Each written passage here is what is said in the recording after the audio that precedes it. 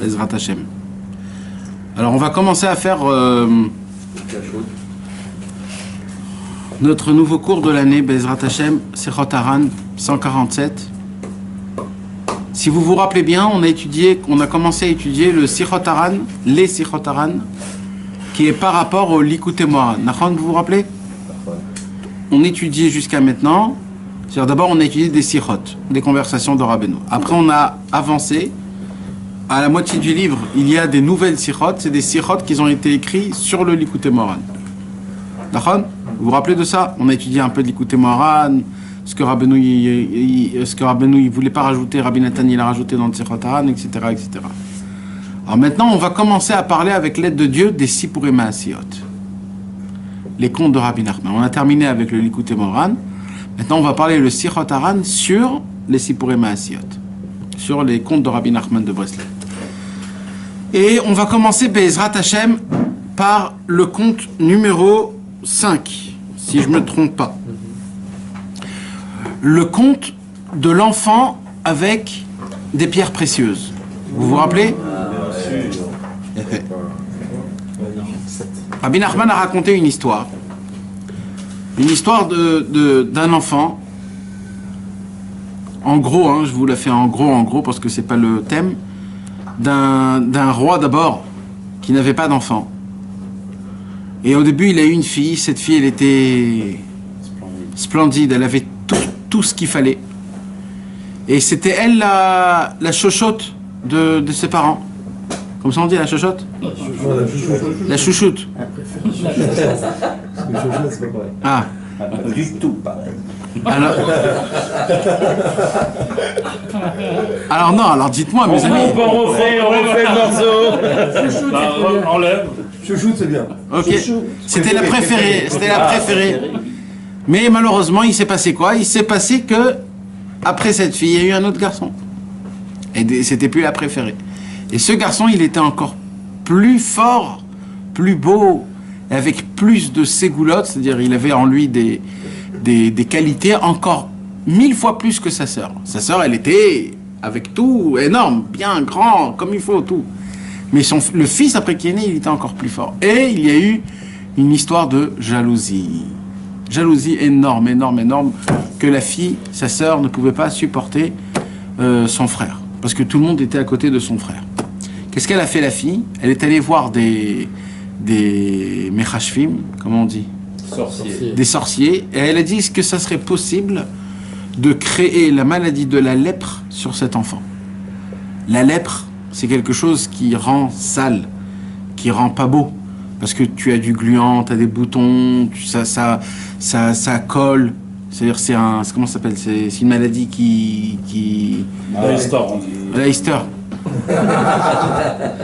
Et donc elle a demandé à un sorcier de faire une sorcellerie sur cet enfant pour que cet enfant, il soit lépreux.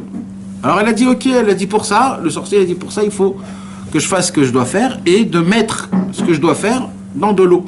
Si je mets dans de l'eau, plus jamais il pourra redevenir normal. C'est-à-dire si elle jette le sort dans l'eau, dans un lac, dans l'eau, plus jamais il pourra redevenir normal. Alors elle a dit si c'est comme ça, pas de problème. Elle a pris le sort et elle l'a mis dans l'eau et mamache, il est devenu lépreux. il dans un lac. Il a jeté dans un lac, c'est devenu lépreux et c'était très grave, etc., etc., etc. Un jour, il s'est coupé le doigt. Alors sa sœur, elle vient pour lui mettre un petit sparadrap. Et quand elle vient pour lui laver le sang, d'un coup, il y a un diamant qui sort. C'était avant. Ça, c'était avant. C'était avant, pardon, excusez-moi. C'est à cause de ça qu'elle a fait, exactement. Donc elle a vu que c'était coupé, elle a vu que c'est sorti un diamant, elle a dit « Oh là, il a des diamants dans son corps. » C'est là où elle a appelé le sorcier, elle a fait le sort dessus, etc., etc. Depuis qu'il était devenu malade, son père était pas bien, tout le monde était pas bien, ils ont essayé de tout faire, ils ont amené un tzaddik. Le tzaddik, il a dit « Je vois qu'il y a un sort. » Et quand on met un sort dans l'eau, on ne peut plus l'enlever. C'est comme ça. Et elle a dit « Mais le tzaddik, il prie, Hachem. » Et la prière, elle a la possibilité même d'enlever le sort du sorcier. Mais il faut beaucoup prier. Et qu'est-ce qui s'est passé? Il a beaucoup prié. Et le tzaddik, il a dit, il faut le mettre dans l'eau, parce que le sort, il est aussi dans l'eau. Et d'un coup, toutes les plaques qu'il avait de... Non, si celui qui a fait ça, Ouais, il celui tombe qui a fait dans le sort, l'eau, il tombe dans l'eau. Ah, vas-y. alors le sort, il... Le sort, il l'a enlevé. Donc le sorcier, il fallait qu'il soit dans l'eau. Ouais, C'est elle qui a couru. c'est elle, c'est elle. Et c'est elle qui a... Parce que c'est elle qui l'a mis le... Non, c'était lui qui avait mis. C'est là où on apprend que Shaliar fait. Shaliar, Shaladam. Shlocho Shaladam Kemoto. Parce que c'est elle qui est tombée et c'est le truc ça. Il a Parce fait... elle a voulu le récupérer. Ouais, parce qu'elle elle avait honte. Parce qu'elle avait honte, ou je sais pas quoi, ce qu'elle avait. Là, on apprend la Et Bassoff, ses plaques qui sont tombées, et tout son corps est devenu un corps de pierre précieuse. C'est ça en gros l'histoire. Vous savez, dans le Sippurim Asiot, quand on lit la Hakdama, je ne sais pas si un jour vous l'avez lu, mais la Hakdama du Sippurim Asiot est très important. Là-bas, il te dit comment Rabbeinu a fait le Sippurim Asiot. Il dit, Rabbi Nachman, il y a des histoires complètement nouvelles que Rabbeinu a racontées dans Sippurim Asiot. Complètement nouvelles, depuis le A jusqu'à Z. Tout neuf, tout neuf, tout neuf. C'est des choses que Rabbeinu il a vues, qu'il a fait. Il y a des histoires que Rabbeinu a entendues des endroits, où c'est des histoires qui sont connues dans le monde, et que Rabbeinu les a modifiées, il les a changées, il les a arrangées.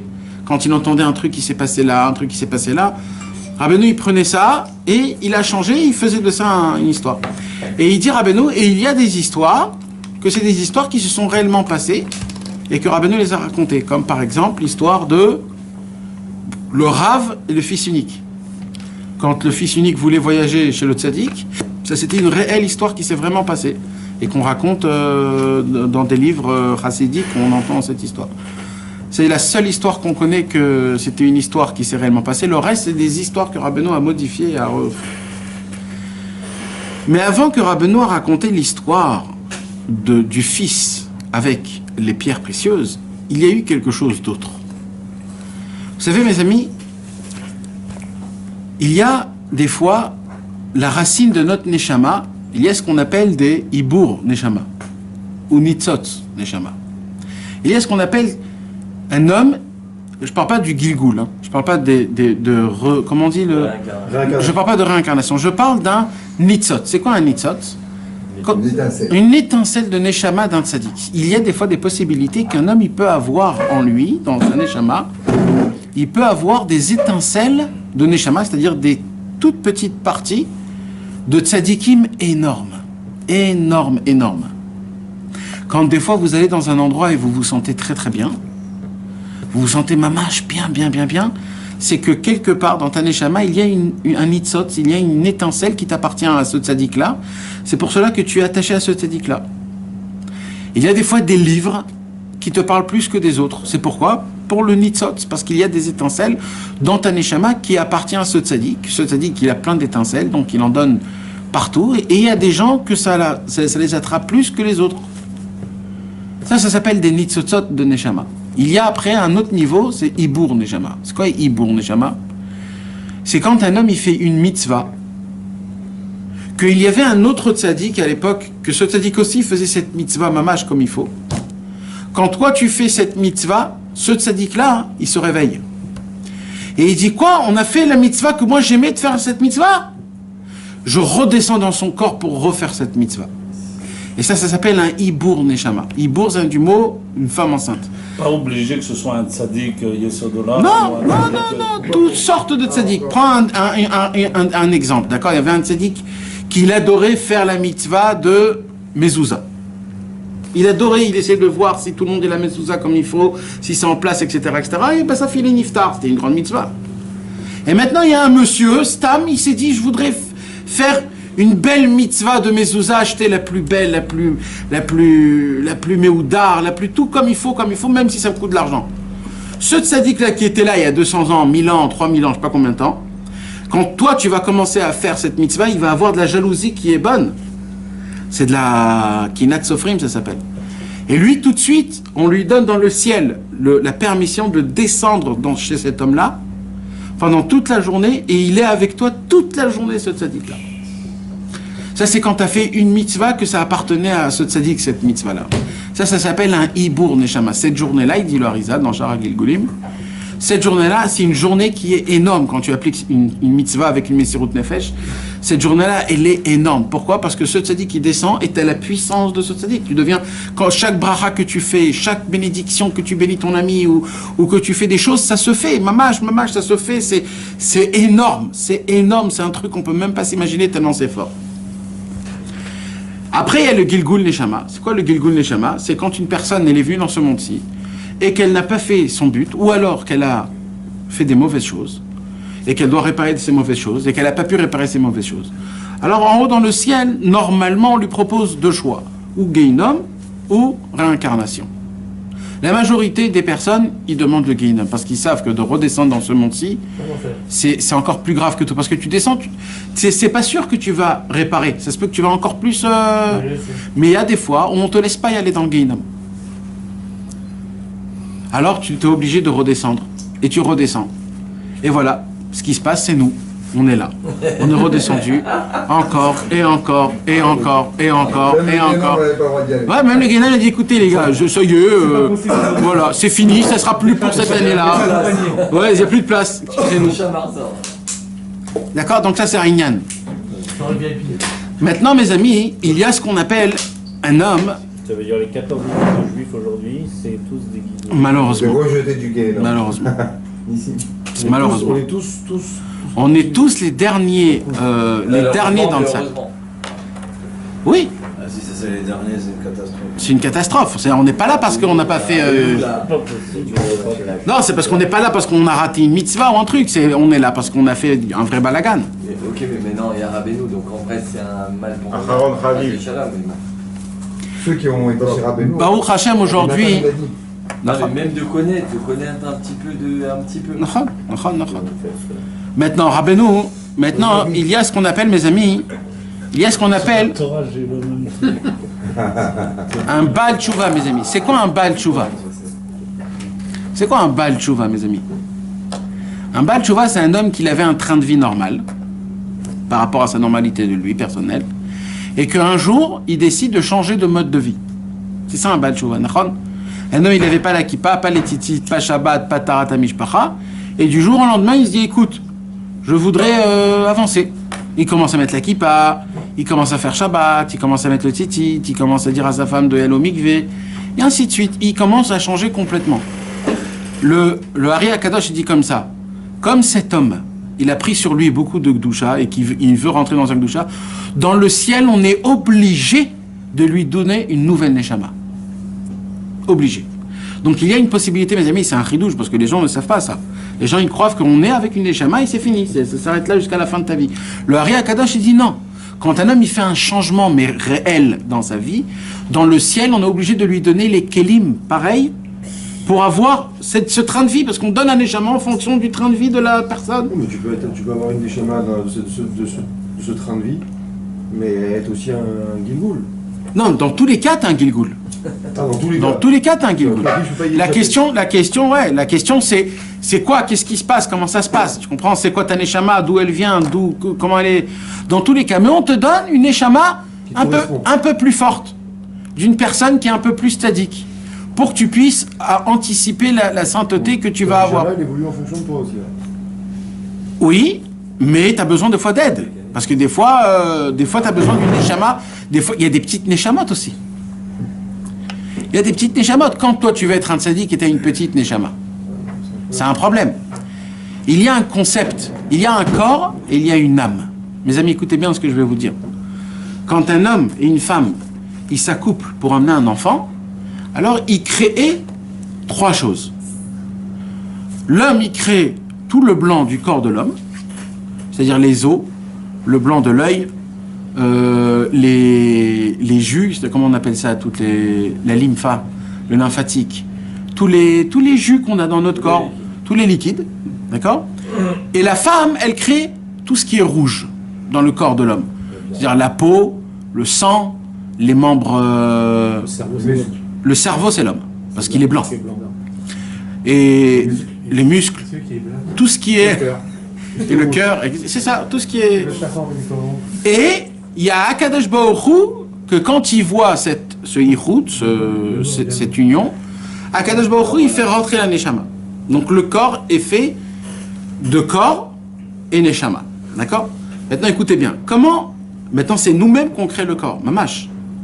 Et la neshama en fonction de l'homme et de la femme, Dieu y donne la neshama.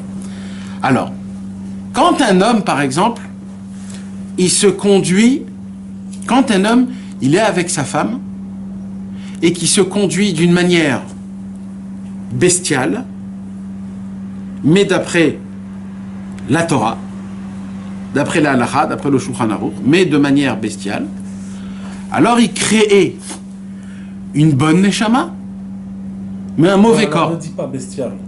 Pas bestial. Gens, Alors on va dire, quand un homme se conduit avec sa femme de manière pas raisonnable. Non, mais pourquoi? Là, je parle par exemple, un homme, il va avec sa femme la journée. Ou alors, il va avec sa femme... Ouais.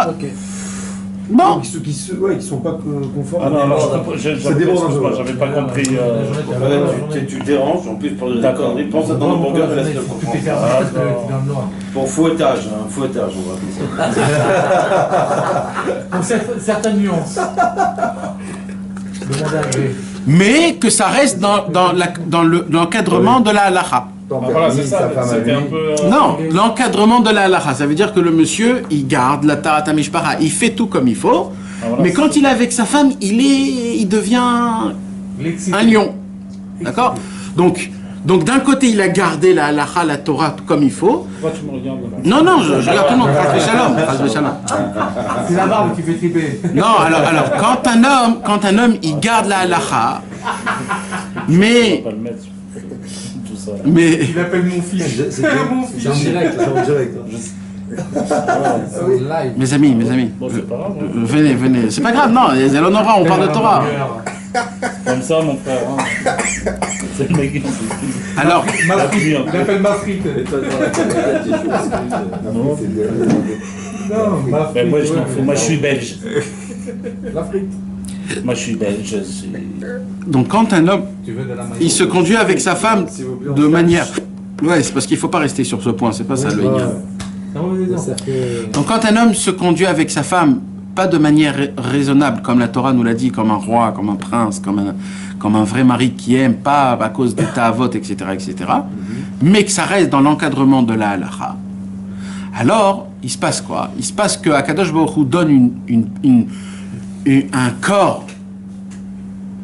Alors, ça dépend. Alors, écoutez bien. Quand c'est dans l'encadrement de la halacha, mais que c'est fait d'une manière pas propre, le corps, il est comme il faut. Il a un corps qui est pour, comment on dit quand quelqu'un il a un potentiel bien pour la Vodat Hashem, mais la Neshama, c'est une toute petite Neshama, parce que de la façon de comment il a été conçu, ça a été bestial. Et comment on prend la Neshama, c'est par rapport au cerveau. Comment un homme, il pense dans sa tête quand il est avec sa femme, c'est comme ça que tu crées la Neshama que tu vas recevoir. Maintenant, malheureusement, il y a des gens aussi à l'envers. Il y a aussi des gens que malheureusement, ils tombent, ils sont avec leur femme, mais ils essayent d'être des tzadikim, ils essayent quand même de faire ce qu'ils peuvent. Mais ils tombent, malheureusement. Alors eux, c'est l'inverse. Eux, ils reçoivent une neshama très forte, parce que dans la pensée, ils veulent être des bons juifs, etc., mais ils tombent. Alors la neshama, elle sera une grande, belle, une mauvaise neshama, mais le corps, il sera à l'inverse.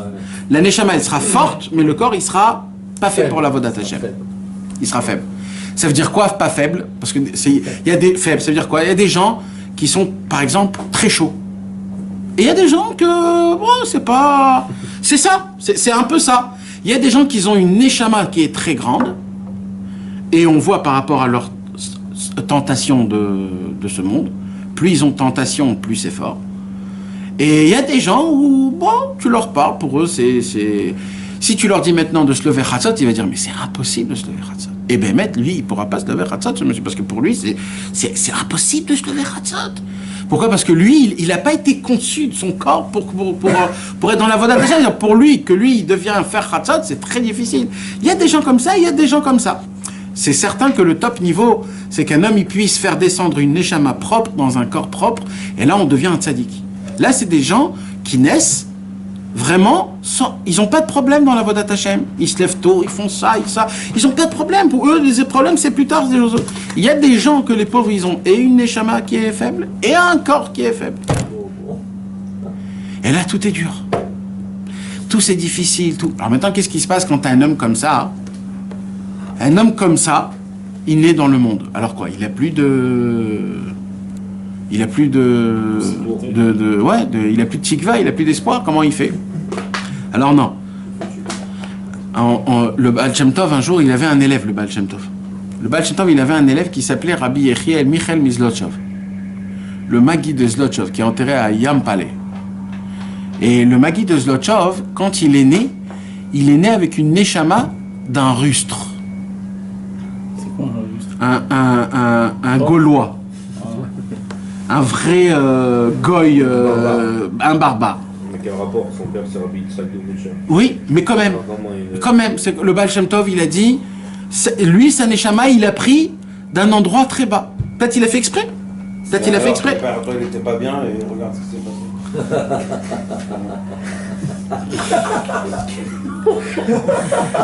Je crois qu'il y a des choses qui arrivent même dans la nature. On va t'organiser un L'amour est dans notre tête, c'est bon. Mes amis, alors Bekitsour, qu'est-ce qui se passe? Le Magui de Zlotchov, et il s'est mis dans la Vodat Hashem vraiment sérieux. Et le Baal Shem Tov, il a dit, j'ai vu qu'avec sa neshama, le Magui de Zlotchov, il a amené, il a grossier et fortifié sa neshama jusqu'à qu'il a arrivé à la madrega de la neshama de Rabbi Shimon Bar Yochai. Donc on voit que c'est possible. Donc il a un bon corps quand même. Ça se peut, ça je sais pas, il ne doit pas parler. Ce que tu as expliqué au début. Tu as dit il y a un mauvais corps avec un truc. Voilà. Et tu as dit c'est par rapport à la liaison. Ouais. Hein. Je pense que quand il a aidé son père avec sa femme. Non, mais il y a des fois des tzadikim que eux, d'Afka, ils veulent prendre des neshamot basses. Parce qu'ils se disent comme ça va être. Il aura moins de tentations. Moins de guerre. Donc lui, il préfère de prendre. Ou alors, ça se pourrait que il a dit je vais prendre d'Afka une petite pour que lui-même, il la met très grand.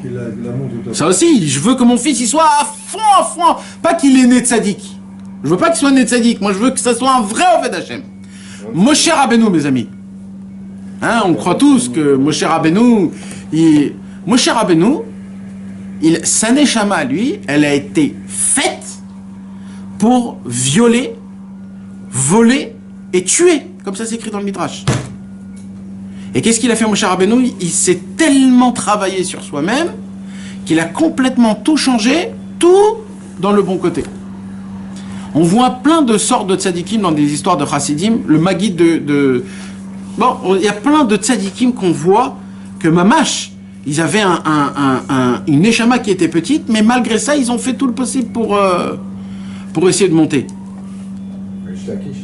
Par exemple, un autre exemple, le Rabbi Uri Mistrelisk. Rabbi Uri Mistrelisk, son père, Rabbi Uri Mistrelisk, ne s'est jamais trempé au mikvé. Et Rabbi Uri Mistrelisk, on appelle le Rabbi Uri Mistrelisk le Saraf. C'était un ange qui brûlait, le Saraf Mistrelisk. Rabbi Uri Mistrelisk, mes amis, jamais on voyait son profil. De tous les côtés que tu le voyais, de tout son tour, tu voyais toujours sa face. Même de derrière. Mamash. C'est pour ça qu'on l'appelle le Saraf. Parce que c'est des anges qui ont 4 faces. On voyait que sa face tout le temps. Tu pouvais pas voir son côté. C'était quelqu'un de kadosh énorme. C'était. Et Rabbi Uri Mistrelisk, il a dit, parce que mon père s'est pas trempé au mikvé, quand il m'a conçu, il s'est pas trempé au mikvé. Ça veut dire, à cause de ça, il y a des niveaux dans le ciel où j'ai pas accès. Pourquoi? Parce que c'est le corps, là, qui a été fait d'une autre manière.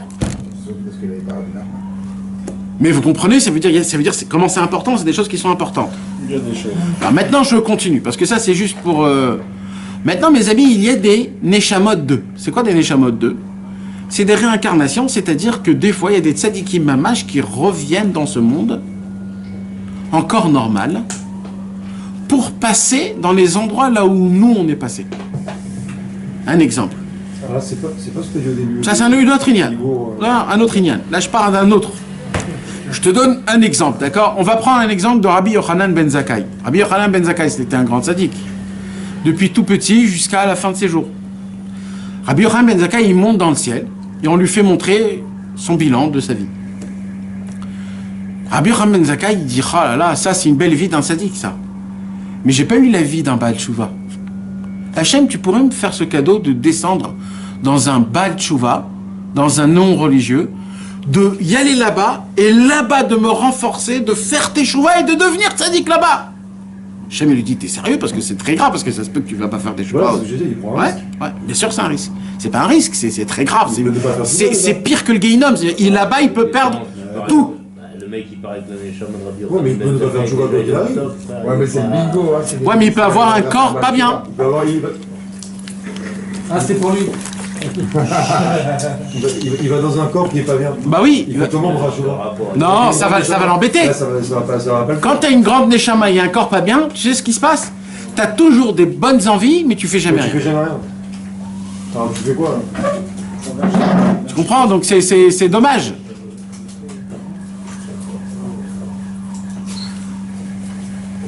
Alors maintenant, qu'est-ce qui se passe? Ça, c'est un exemple. Donc il y a ce qu'on appelle, ça se pourrait que nous, si on est quoi? Ça se pourrait qu'on ait aussi des neshamot de grandes sadikim qui sont revenus pour d'Afka revivre cette vie, mais d'essayer de se rapprocher d'Hachem en grandissant en France, en connaissant tout le monde, parce qu'ils veulent d'Afka, oui, se renforcer. Mais mes amis, il y a un autre niveau. Et là, c'est de ce niveau que je veux qu'on parle. Vous savez, dans le ciel, Akadosh Baruch Hu, je ne sais pas comment on dit Mertzav. Mertzav, c'est comme une sorte de trésor. Akadosh Baruch Hu, il a en face de son trône 2 trésors. C'est tout ce qu'il y a. Après ça, il n'y a rien. En haut, tout en haut, dans le trône là où Hachem il s'assoit, et ça c'est depuis toujours. Il y a 2 grands trésors. Ça s'appelle Mertzav. Il y a Mertzav Aneshamot et il y a Mertzav Hashemot. Il y a le trésor des âmes et il y a le trésor des noms de Dieu. Les âmes. Des âmes, les Nishmot Israël, nous, où on était avant, dans ce trésor, les Nishmot Israël. Maintenant, ces 2 trésors ne se mélangent pas, c'est 2 choses qui sont différentes. Ces 2 trésors qui sont énormes. Mes amis, c'est important d'entendre ça parce que on va parler de la grandeur des tzadikim, de quoi on parle, d'accord? Donc il y a le Mertzav Aneshamot et Mertzav Hashemot, c'est-à-dire il y a le trésor des Neshamot et le trésor des... Mertzav, c'est un trésor, c'est comme un endroit où on met. C'est comme une martseva quand on... Comme un marsan, mais... Voilà. D'accord? Donc maintenant, qu'est-ce qui se passe? Un homme ne peut pas aller d'endroit à un endroit. Coffre, alors. Un coffre, exactement, un coffre. Alors maintenant, qu'est-ce qui se passe? Dans le Mertzav Aneshamot, tu peux jongler. Parce que tu es là-bas. Même nous, maintenant, on est aussi là-bas. Donc dans le Mertzav Aneshamot, tu peux jongler. Comment? En essayant de recevoir une Neshama très haute. Comment? Quand tu, par exemple, si maintenant vous rentrez chez vous et vous dites à Hachem, Hachem, Chatzot, ça devient mon projet. Je vais tout faire pour mettre en application le lien de Chatzot. Toute ma vie va changer pour Chatzot. Dans le ciel, il y a un tremblement de terre. Tremblement de ciel, pardon. Il y a un vrai tremblement. Et dans le ciel, on dit à Kadosh Baruch Hu, il dit, waouh, d'abord je vais attendre pour voir s'il est sérieux. Dès que je vois qu'il est sérieux, il faut que je lui trouve dans ce coffre, une neshama de Chatzot. Et je lui mets une neshama de Chatzot à cet homme-là. Si l'homme il est sérieux, il lui donne une nouvelle neshama de Chatzot. Et plus tu avances, plus tu montes, plus tu atteins Hachem. Et c'est comme ça qu'on monte de niveau. Un jour, mes amis, et c'est comme ça qu'on voit qu'il y a des tzadikim qui ont atteint le niveau de Rabbi Shimon Bar Yochai. Ils ont atteint la neshama de Moshe Rabbeinu. Comment tu peux atteindre la neshama de Moshe Rabbeinu? Comment? En faisant tout ce qu'il a fait Moshe Rabbeinu. Toujours parler du bien du Ham Israël, en regardant le mal que tout l'Am Israël a fait, il regardait toujours le bien. Il a essayé de les amener dans le bon chemin, etc. Un homme qui ressemble à ça, il reçoit la neshama de Moshe Rabbeinu. Mais un jour, mes amis, le Baal Shem Tov, il était assis avec ses élèves. le Baal Shem Tov, et il a posé une question. Le Baal Shem Tov, il a dit, il y a dans le coffret des noms, pas des Neshamot, il a dit, je suis allé dans le coffret des noms de Dieu. Normalement, c'est interdit. Tu ne peux pas aller dans un autre coffret. Toi, tu es dans le coffret des Neshamot. Ta place n'est pas dans... C'est les noms de Dieu, c'est les noms de Dieu, c'est Hachem, c'est pas toi. C'est comme si... Le Baal Shem Tov, il a dit, j'ai découvert, je suis rentré dans le coffret des noms de Dieu, et il dit, et je voudrais atteindre le nom de Dieu, le numéro 42. Vous imaginez ce que c'est? C'est quelque chose qu'on ne peut même pas s'imaginer. 2 secondes. Mes pauses sur Les 12, mais pas prendre. Ah, tu veux parler? Non, je vais mettre top. Ça va. Tu mets dans en train de manger. Voilà, le secret du nom 42, c'est 42 calories par frite. Qui est un homme spirituel. Voilà, le pain, c'est le 15e, le nom de Dieu. Il peut arriver à Yudke Vavke, qui est 26 hamburgers. Ah, attendez, j'ai un message. C'est bon, il a été accepté. Je me suis fait griller là. Il dit à sa femme au cours de la table. Ouais, il parle de Gilgul, les trucs. Et... Bon, je vais prendre le micro et vous avertir que le voyage de Hanouka est déjà sur la table, en train de se faire. Celui qui veut prendre, il faut qu'il commence à bouger, il n'y aura pas beaucoup de place. Il y a aussi le voyage de Toubishvat qui est mix hommes et femmes, couple ou pas encore couple, ou ancien couple. N'oubliez pas. Le prix. Oui, le prix. On ne peut pas dire ça en direct. L'hôtel et le... Appelez-moi au 06. L'hôtel et les repas, $390. Oui, Sans compter le vol. exactement. Combien c'est le vol? C'est du vol. Non, j'avais 400 $. Ah, ouais. Vers les... 550. Pour Hanouka? Cher. Non, c'était à 300 à un moment. Quoi, pour Hanouka, ça? Oui, c'est aussi cher que... Combien de jours? Cher que... Combien de jours? Bon, ça, on voit les idiots qui ne sont pas venus cette année. C'est le double. Je parlais pas de toi. Hein. Non, mais on parle de visio. Hein. Ah, regardez que c'est qui m'appelle. Voilà, Johan, le chauffeur de taxi, on va lui répondre. Il est en live. Oui, Johan. Quoi? Ça va, Nana? Non, il est à Hebron. T'es à Hebron, chez Avraham, Yitzhak et Yaakov? Il t'a nommé. Ouais, c'était tout à l'heure, ça. Ah, attends, il y a Nathan qui arrive, il faut que j'arrête de parler. Alors, comme je vous ai dit, dans l'écoute Moran, la Torah 72. Il a retourné, j'étais comme ça. Oh là là! Voilà, vu le. Voilà le wrestler. Ouais, bon, il y aura. Il y a plus de fans maintenant. Là, ça va?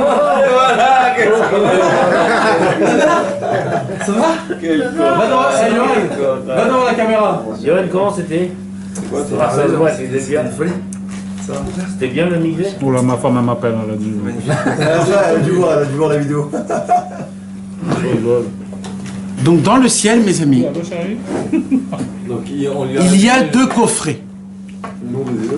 Un des noms de Dieu et un... Et là, je vous parle d'un endroit, mes amis, il n'y a pas plus haut que ça. C'est comme le tiroir de Dieu, c'est comme son bureau. D'accord? Donc, tu sais, tu as un tiroir où tu mets tes stylos, tes trucs, et tu as un autre tiroir où tu mets tes papiers. Un ne va pas dans l'autre. Quand tu arranges les choses, chaque chose a sa place. Le Baal Shem Tov, à la fin de sa vie, il s'est assis devant tous ses élèves, il a dit, j'ai une question. Il a dit quoi? Il a dit, je suis rentré dans le coffret des noms de Dieu et je veux m'habiller dans le nom de Dieu du nom de 42. Vous savez que Akadosh Baruch Hu, il a des centaines de milliers de milliards de noms.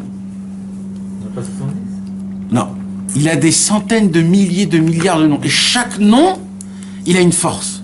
Nous, on n'en connaît pas beaucoup. On en connaît 10. On en connaît après des autres, des kinoïm, c'est-à-dire des surnoms. Mais on ne connaît pas tous. Alors il y a des noms de 4 lettres, il y a des noms de 3 lettres, il y a des noms de 2 lettres. Il y a un nom de 42 lettres. Il y a aussi un nom de 72 lettres. C'est le Shem Ab, c'est le Chesed. D'accord?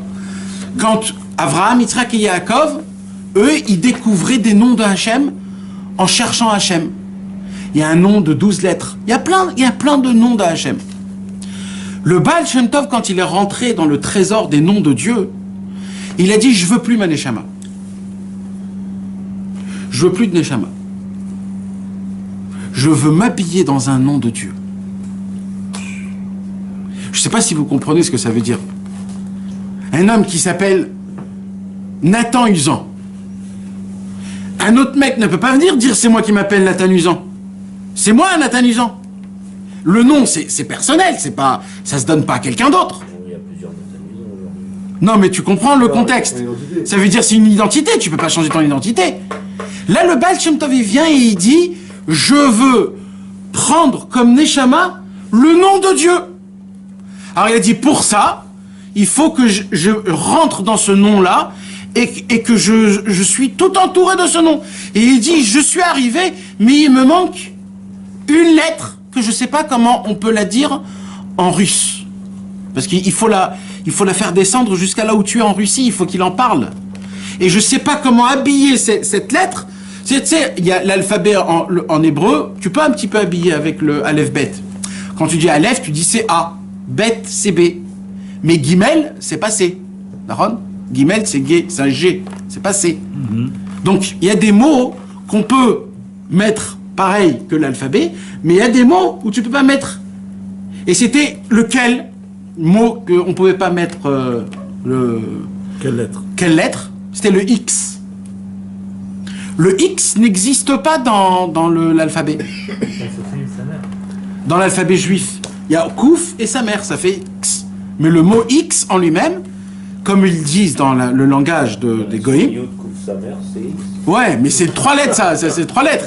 Lui, il avait besoin d'une lettre parce qu'il faut qu'il trouve la combinaison pareille en Russie, c'est-à-dire dans le langage qu'il parle.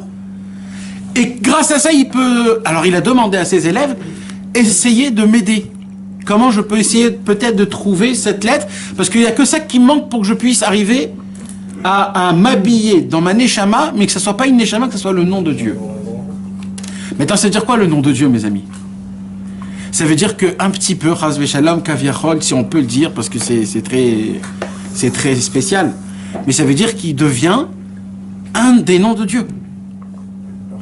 Vous comprenez ce que ça veut dire? On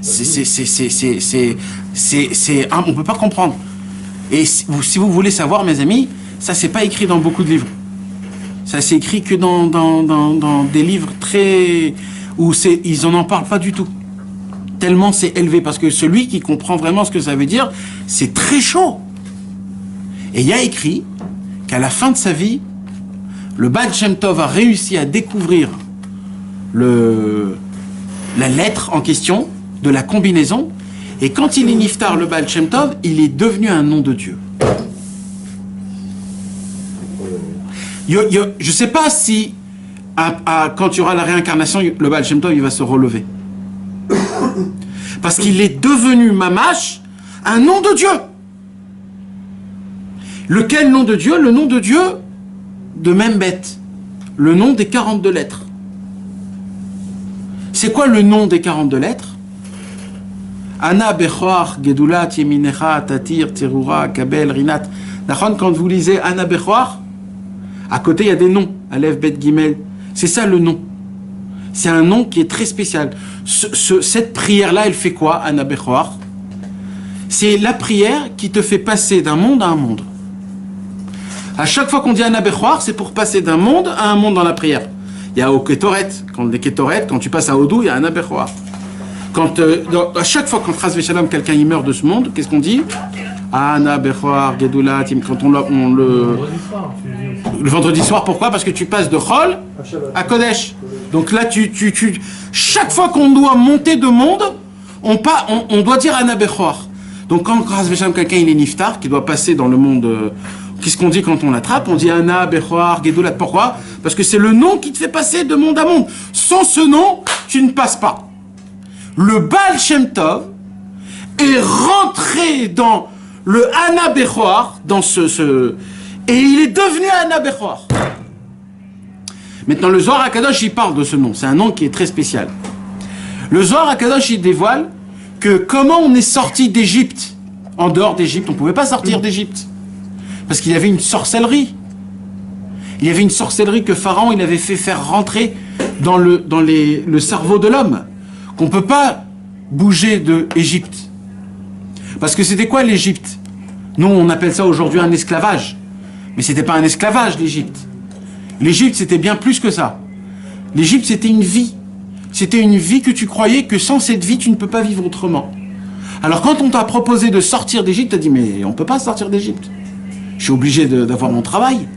Je suis obligé de payer les allocations familiales. Je suis obligé de payer ma banque. L'Arnona, la Srirout. Je peux pas. Je peux pas faire Khatsot du jour au lendemain. Je peux pas étudier 5 heures du jour au lendemain. J'ai des choses à faire. C'est ça l'Égypte.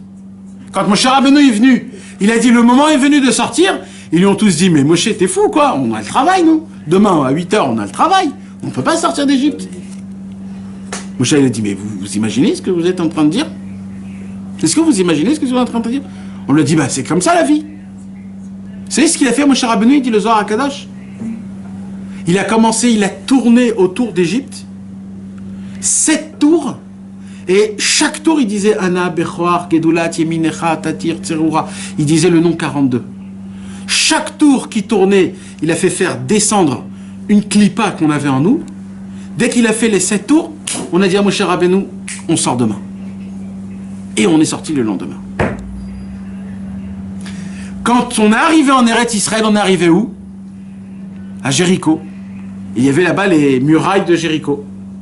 On vient pour rentrer dans les murailles de Jéricho, impénétrable. On a essayé les lances, on a essayé les marteaux, on a tout essayé. Le Ham Israël, il a tout essayé. Yoshua ben Nun, il se retrouve tout seul. Moshe Rabbeinu est déjà mort. Il se dit, c'est mon premier fait que Dieu m'a demandé. Mais j'arrive pas à le faire, le premier fait, j'arrive pas à le faire. Comment je vais faire? Alors qu'est-ce qu'il a fait, Yoshua ben Nun? Il a pris les shofarot. Il a dit aux Kohanim, vous allez faire des shofars, vous allez tromper.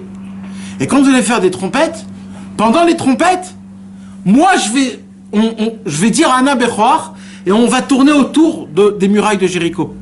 Moshe Rabbeinu il disait Ana Bechoar, les Kohanim ils faisaient le shofar et tout le Ham Israël et tout le Ham Israël il disait allez-nous les Shabéach à l'envers et à l'endroit. À l'envers, 7 fois. Chaque tour, la muraille descendait un peu plus sous terre. Chaque tour. Après 7 tours, il ne restait plus rien. Et pourquoi c'est fort? 7 fois, c'est le nombre fort. Non, mais c'est comme la cafote, on était 7 fois aussi. La cafote, c'est pour cette raison-là. Le chiffre 7, il jouait énormément dans la religion. Ouais, c'est le... Quand on a des problèmes, 7 fois 7, 49. Alors, je sais pas, mais comme eux, ils étaient pour l'instant en Chol, et que c'était la première fois qu'ils rentraient en Eretz Israël, tu montes de niveau. Donc, Yoshua ben Nun, il avait compris que pour monter de niveau, c'est-à-dire pour rentrer en Eretz Israël, il fallait dire Ana Bechoar. Mais maintenant, qu'est-ce qui se passe? Donc maintenant, il y a la prière d'Ana Bechoar. Avant de dormir dans le Kriyat Shema, on dit Ana Bechoar. Pourquoi? Parce que tu vas passer de monde. Ouais, c'est toujours comme ça. Qu'est-ce qui se passe alors? Le Baal Shem Tov, il a décidé de s'habiller dans cette prière, dans ce nom de Dieu de Ana Bechoar. Ça veut dire qu'aujourd'hui, tu ne peux pas monter de niveau sans le Baal Shem Tov, parce que maintenant, c'est qui le nom de Dieu? Ce nom de Dieu-là, c'est qui? C'est le Baal Shem Tov. Donc le Baal Shem Tov, aujourd'hui, son travail, c'est de te faire monter de niveau. Vous comprenez comment c'est fort? Tu sens ça, tu peux pas, t'as pas accès. T'as pas accès, tu peux pas. Ça, c'est une parole. Maintenant, il y a une deuxième parole. Eric, tu veux lire? Avec plaisir. Alors, une personne de notre cercle m'a dit que notre maître, avant de raconter le conte où les questions du roi qui avait un fils entièrement fait de pierres précieuses, ouais, le 5e, lui a confié: j'ai connaissance d'un conte qui contient entièrement le nom de Dieu composé de 42 lettres. Ah, Rabbi Nachman de Breslev, il a dit, Baal Shem Tov, ce que tu as fait, personne t'a devancé. Chaque fois qu'on lit ce compte, on redonne. Attends, pourquoi tu veux... Le Baal Shem Tov a dit, le Baal Shem Tov a fait quelque chose qu'avant lui, jamais personne n'a fait. Jamais. Il a ouvert la première porte. On a une possibilité de pouvoir s'habiller en nom de Dieu. On peut pas comprendre ce que ça veut dire. Même moi, je sais pas ce que je dis dans mes mots, ce que ça veut dire. Tellement c'est élevé. Mais tellement c'est haut, on sait pas ce que c'est. Alors Rabbeinu, il a dit, ce que tu as fait, ça n'a jamais été fait. Il dit, mais si toi tu l'as fait, moi il faut que je trouve une combine. Que c'est pas que toi qui vas s'habiller dans le nom de même bête. C'est que tout l'âme Israël, il peut s'habiller dans le nom du même bête. C'est une belle invention quand même. C'est-à-dire, là, je propose, c'est pas qu'il y a un Bill Gates. Bill Gates, il dit maintenant, je vais vous donner la solution, comment tous vous allez devenir comme moi. C'est ça le plus beau, c'est pas de triche, c'est de rendre riche le monde. Non, vous avez compris, j'avais pas de... Vous comprenez, mes amis? Donc c'est ça la beauté, c'est de pouvoir arriver au niveau que le Baal Shem Tov, il est arrivé à la fin de sa vie. C'est quelque chose d'incompréhensible. Alors Rabbeinu, il s'est travaillé énormément, parce que c'est pas stam, c'est pas un petit travail, ça, comment faire? On parle du Baal Shem Tov. C'est un monde, le Baal Shem Tov. Le Baal Shem Tov, c'est... Un jour, un tzaddik, il a dit, le Baal Shem Tov, c'est une colonne de feu que Hachem a envoyée. C'est ni un humain, ni rien. C'est une colonne de feu. Donc imaginez-vous, c'est quoi le Baal Shem Tov? Rabbeinu, il vient, à l'âge de 13 ans, il a atteint le niveau du Baal Shem Tov. Et à l'âge de 30 ans, il vient et il dit, je voudrais maintenant que tout le monde ait le niveau du Baal Shem Tov. Et le niveau final, là où il est arrivé, de pouvoir s'habiller dans un nom de Dieu. On peut choisir le nom.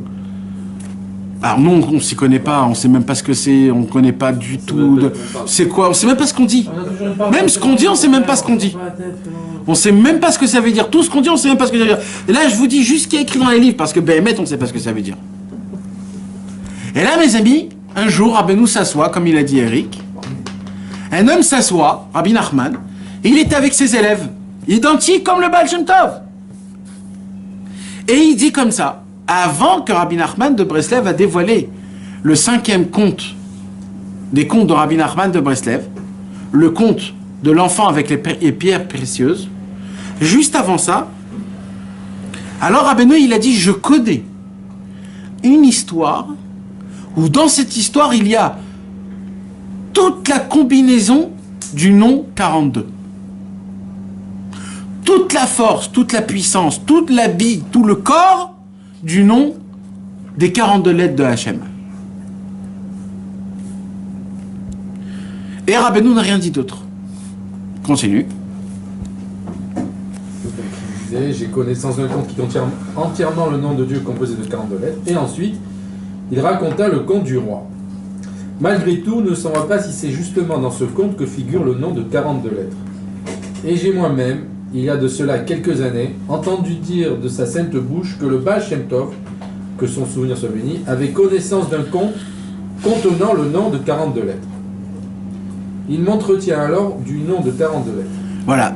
Donc ça veut dire que Rabbeinu lui-même, quand il a parlé du conte de l'enfant avec les pierres précieuses, il avait dit à Rabbi Nathan, mis à part, il avait dit à Rabbi Nathan que quand le Baal Shem Tov, il voulait s'habiller dans le nom de Dieu, Mamash, et devenir le nom de Dieu, pour ça, il fallait connaître une histoire. Pour passer du coffre des âmes au coffre des noms de Dieu, il fallait connaître une histoire.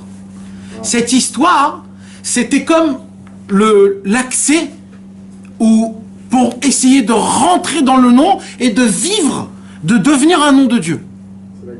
C'était la clé. Rabbi Nachman, il a dit, si je découvre cette histoire, alors on a accès tous. Et Rabbeinu a commencé à parler avec Rabbi Nathan plein sur le nom de Dieu des 42 lettres. Ana Bechoar Gedulat Yeminecha Tatir Tzerura. Et, vas-y, continue. Et il me demanda de trouver une explication en langue profane aux 2 lettres, Vav et Tzadik. Voilà. Contenu dans le nom en question. Voilà. Mais je n'y suis pas arrivé. Ça veut dire, dans le nom des 42 lettres, il y a le Vav et le Tzadik. D'accord? Le Vav et le Tzadik, il n'arrivait pas à trouver les combinaisons de lettres en russe ou en yiddish ou je ne sais pas, pour essayer d'habiller, parce que le conte de Rabbi Nachman a été raconté pas en Lashon HaKodesh, en yiddish. Donc comme il a été raconté en yiddish, il fallait que quand il raconte en yiddish, ça veut dire l'histoire, il faut qu'il dedans il rentre le Vav et le Tzadik des 42 lettres. Et Rabbeinu lui manquait les deux Vav, le Vav et le Tzadik. Il lui manquait les deux. Donc il a demandé à Rabbi Nathan, c'est mamash comme le Baal Shem Tov. Mamash comme l'histoire du Baal Shem Tov. Le Baal Shem Tov lui manquait une lettre en profane, et lui, il lui manquait Vav et le Tzadik pour connaître la définition de... Il avait le X. Lui, il avait le X, ouais. Il avait le X.